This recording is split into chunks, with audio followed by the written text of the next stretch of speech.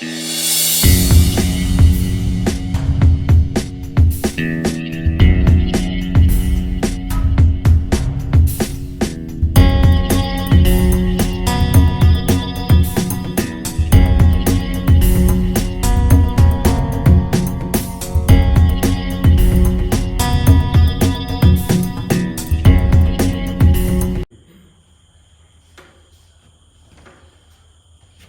बच्चों, online class में आपका स्वागत है। कल हम लोग जाने थे कि अंग्रेजी के पिता किसे कहते हैं, who is the father of modern English, यानी विलियम शेक्सपियर के बारे में कल मैं आप लोगों को बताया था। इंग्लिश हमारा कब बेहतर होगा, उसके लिए सबसे बड़ी चीज़ है कि हमारा ग्रामर स्ट्रांग होना चाहिए। तो चलिए आज की क्लास में मैं आप लोगों को बताता हूँ व्हाट इज ग्रामर, ग्रामर क्या है, ग्रामर का फुल फॉर्म क्या होता है, और इसी फुल फॉर्म से जो आप देख रहे हैं इसे इसका डिफिनीशन बना है। ग्रामर GRAMMAR, जी से होता है ग्रोथ, ग्रोथ का हिंदी होता है विकास। आर का अर्थ होता है रियल, रियल का हिंदी होता है वास्तविक। ए से होता है एप्टीट्यूड, जिसका हिंदी होता है ज्ञान या योग्यता। एम से होता है मैंस, आदमी का। एम से होता है माइंड, मस्तिष्क। और ए से होता है एम्पल, प्रचुर। और आर से होता है रेंज, क्षेत्र।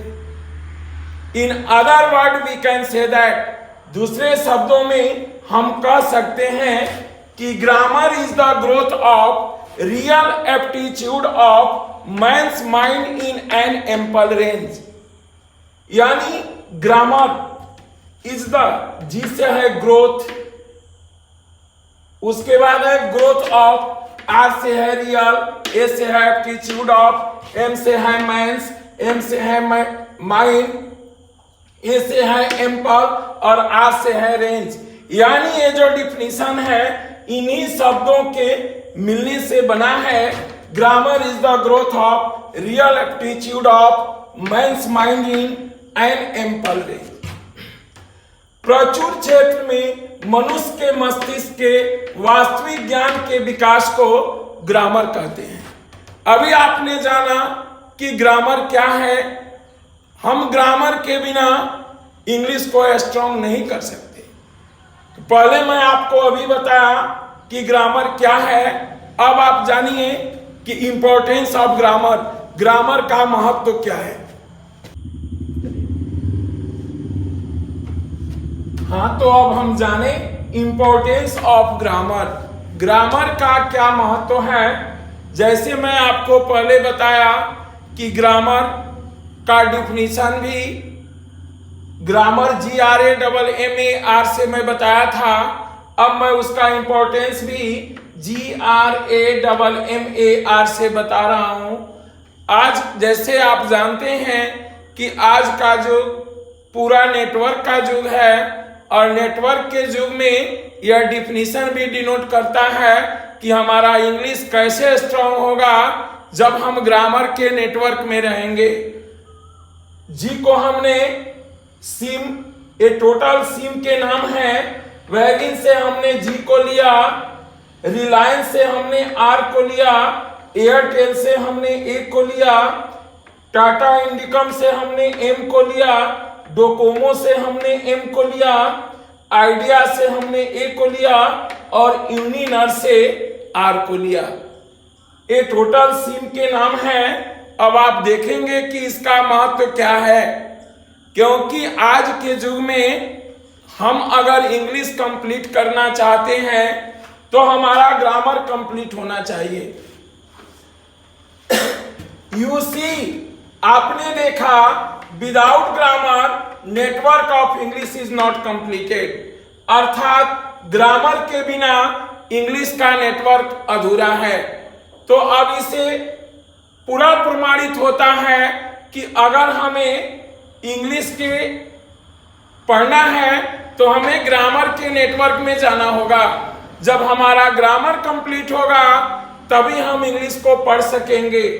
अब मैं आगे बता रहा हूं आपको काइंड्स ऑफ ग्रामर। ग्रामर के कितने भेद होते हैं? There are 5 kinds of grammar.